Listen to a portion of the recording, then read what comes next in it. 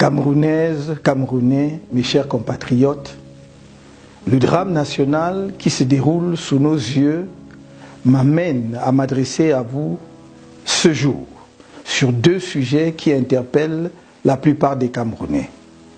D'une part, la situation de guerre civile qui détruit avec une rare violence les régions anglophones du nord-ouest et du sud-ouest, et d'autre part, le plan national de résistance au hold-up électoral dans sa phase 2, sur la guerre civile qui ravage les régions du nord-ouest et du sud-ouest.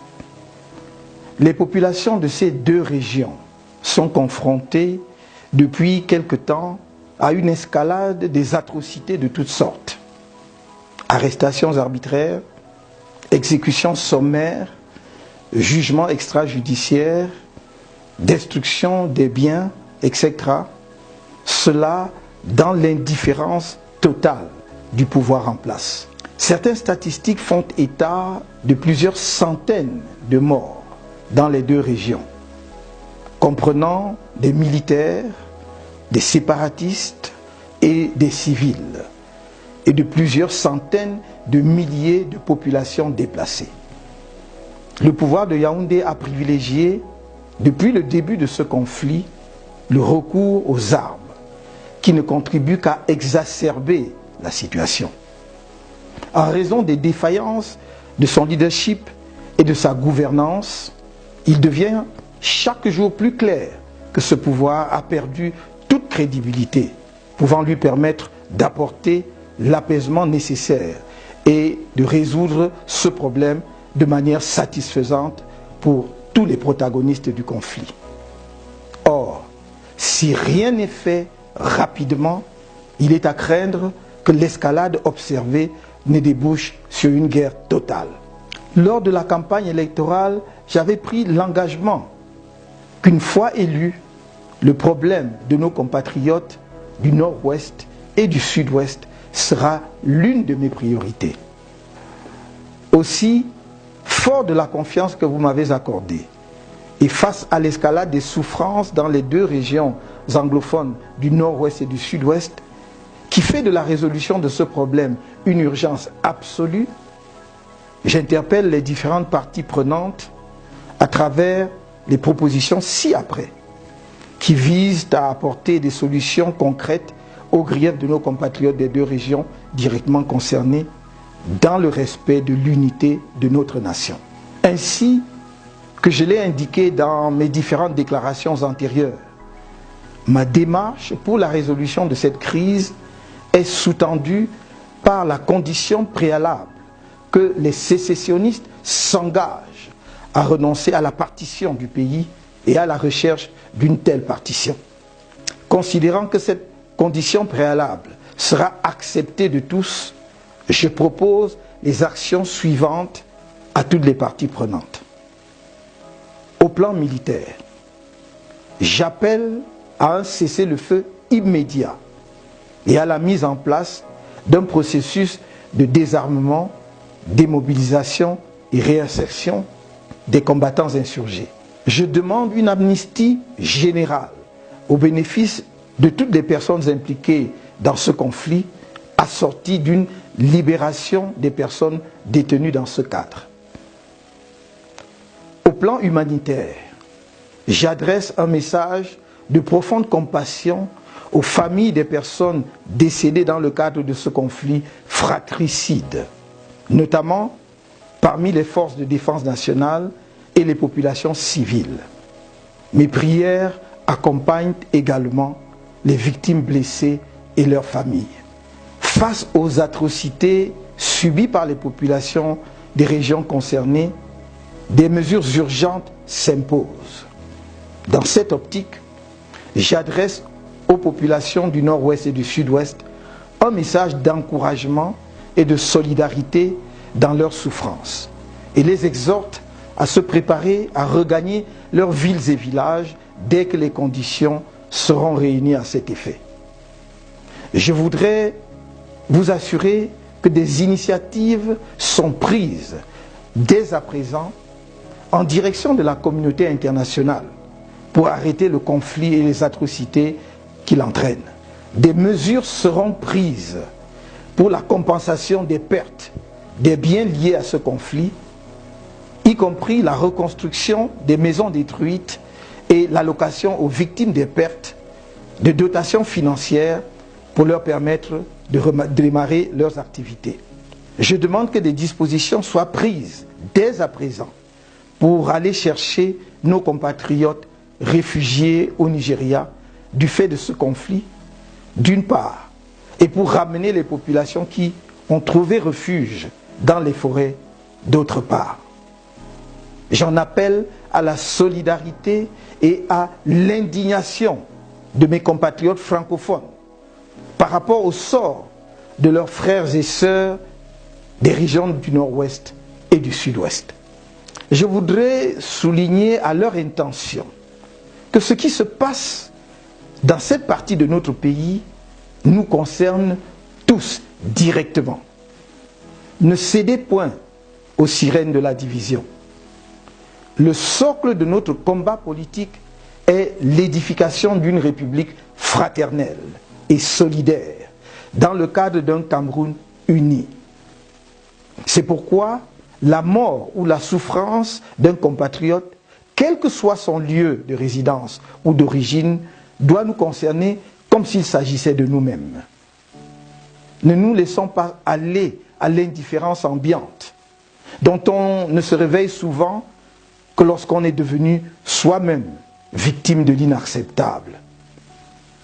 Dans cette optique, je crois qu'il est plus que temps de prendre des initiatives concrètes de solidarité avec nos frères et sœurs anglophones.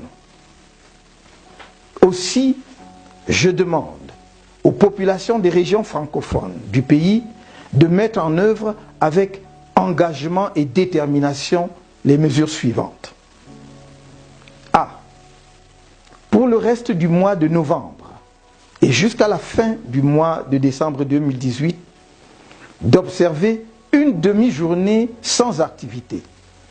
Villes et villages morts, tous les lundis, à partir de 13 h, afin d'amener le pouvoir à prendre, sans plus tarder, les mesures significatives nécessaires pour engager la résolution de la crise qui ravage les régions concernées, en sorte que les populations de ces régions passent les fêtes de fin d'année dans leurs familles.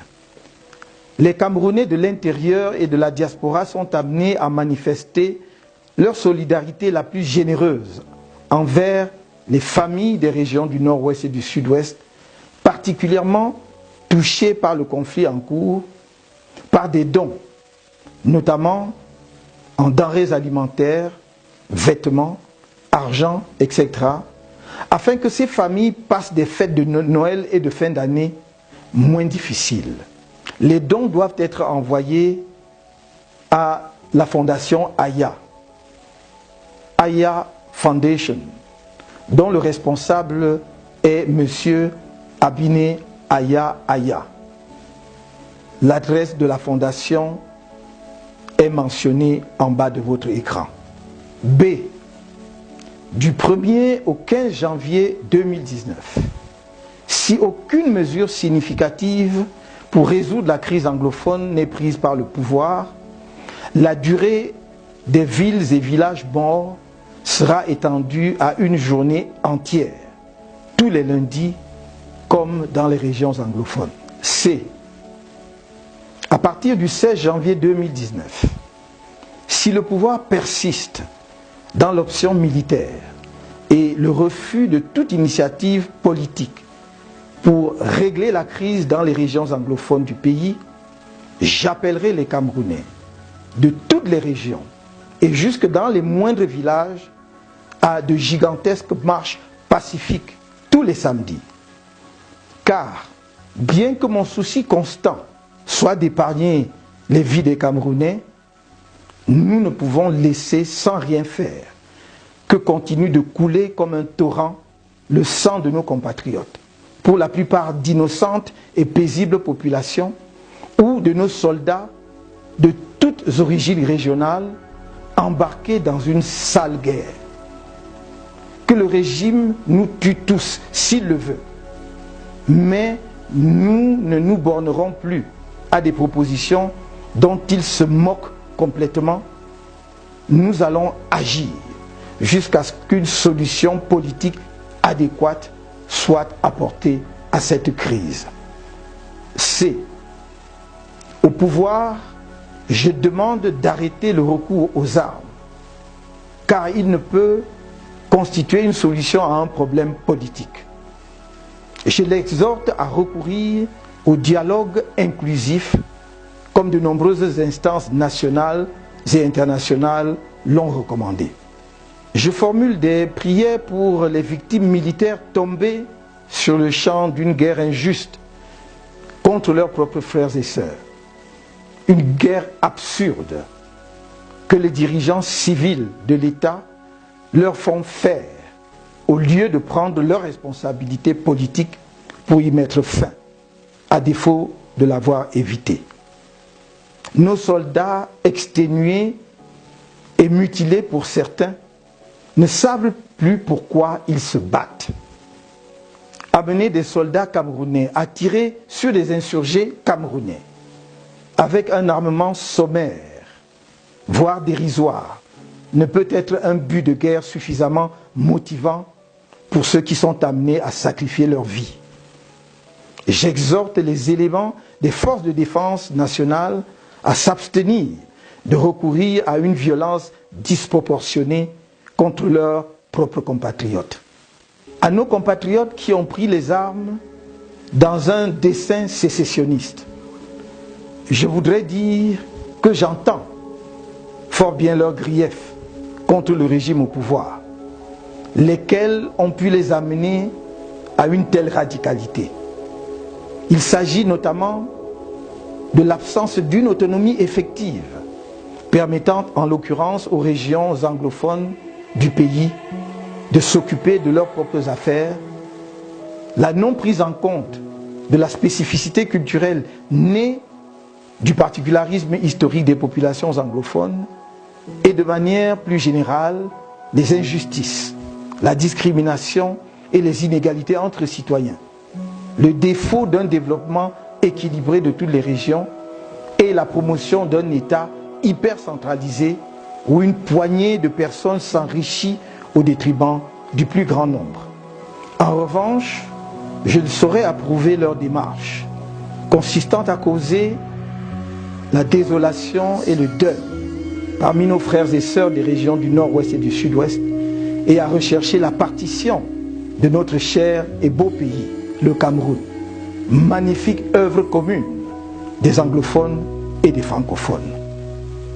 J'engage l'État, une fois acquis le cessez-le-feu, à ce que des mesures économiques soient prises pour permettre aux combattants de démarrer des activités génératrices de revenus ou de s'insérer décemment dans la vie socio-professionnelle dans le cadre de l'opération désarmement, démobilisation et réinsertion. À la communauté économique des États de l'Afrique centrale, l'Union africaine et aux Nations unies, je leur demande d'accorder l'attention voulue et la priorité nécessaire à une résolution urgente de la crise dans le nord-ouest et le sud-ouest du Cameroun. Combien de morts, de réfugiés, de veuves et de veufs, d'orphelins supplémentaires faut-il pour que vos organisations respectives posent un regard compatissant sur la tragédie qui accourt dans les régions anglophones de mon pays. Quelle que soit la qualification juridique qui sera retenue ultimement, les atrocités qui y sont commises sont des crimes parmi les plus graves identifiés par la communauté internationale et lourdement sanctionnés parce qu'ils bouleversent la conscience humaine. L'escalade en cours dans cette crise pourrait engendrer une situation d'instabilité économique, sociale et politique dans la sous-région d'Afrique centrale. aux pays amis du Cameroun, je voudrais rappeler que l'histoire des conflits récents enseigne que l'indifférence et l'attentisme sont de graves erreurs dans la résolution des conflits. Ils aboutissent généralement à des catastrophes humanitaires dont on aurait pu faire l'économie si l'on en avait pris conscience à temps pour agir par des mesures préventives et politiques. Ces pays amis ne doivent donc épargner aucun effort pour aider le Cameroun à mettre rapidement un terme au massacre en cours dans les régions anglophones du pays avant qu'il ne soit trop tard. Sur le plan politique, il convient de reconnaître que la crise qui sévit dans les régions du nord-ouest et du sud-ouest provient du refus de prendre en compte leurs spécificités historiques et culturelles, conséquence de la double administration britannique et française sur le Cameroun à l'issue de la Première Guerre mondiale. Cette myopie, qui constitue un motif essentiel sous-jacent des griefs des populations anglophones, a entraîné, faut-il encore le rappeler, la marginalisation des régions anglophones dans le processus du développement économique, politique et culturel du pays, et plus récemment dans le processus électoral. Or, de même que nous ne pouvons pas nier que ces circonstances historiques ont contribué d'une certaine manière à l'enrichissement de notre patrimoine culturel, il est indéniable qu'elles ont créé certains particularismes qui sont à l'origine de la complexification de notre système sociopolitique. Résoudre durablement la crise anglophone nous impose de nous pencher sur l'évolution et les conditions de fonctionnement de l'État du Cameroun en tant que fruit du double héritage des administrations britanniques et françaises sur notre pays. Nous ne devons pas avoir peur de nous livrer à cet exercice dès lors qu'il est admis qu'il a pour finalité de bâtir une nation camerounaise plus solide sur ses bases et forte de l'unité du destin de toutes ses composantes socio-historiques et culturelles. Revoir l'architecture étatique de notre pays en vue de sortir d'une hypercentralisation et de promouvoir le développement des collectivités territoriales décentralisées ne peut en aucune façon fragiliser notre pays. Cela ne peut que le renforcer en accélérant le rythme de son développement, grâce notamment à l'épanouissement des régions qui en deviendraient les moteurs. Dans cette perspective, il convient d'aller au-delà des problèmes spécifiques des régions du nord-ouest et du sud-ouest pour répondre à la problématique plus générale de l'autonomie et du développement de l'ensemble des régions du Cameroun. Dans cette optique, je m'engage à réaliser dans les meilleurs délais, en tout cas à l'issue du dialogue inclusif, l'indispensable réforme de l'État pour une prise en main effective par les régions de leur développement, l'État central devant veiller aux grands équilibres en la matière. Afin de répondre aux attentes spécifiques des régions anglophones d'une part et à l'exigence de la réforme de l'État pour une large autonomie de l'ensemble des régions du pays d'autre part, les initiatives suivantes seront lancées. A. La mise sur pied à très court terme d'une commission vérité et réconciliation visant à informer la mémoire collective et à recréer les conditions de confiance entre les compatriotes anglophones et francophones et entre les populations des régions meurtries et l'État. B. La mise en place à très court terme d'un cadre de dialogue inclusif visant à recueillir les préoccupations de toutes les parties prenantes ainsi que des propositions de solutions. C. La création d'une mission spéciale pour un développement régional équilibré avec un mandat limité dans le temps.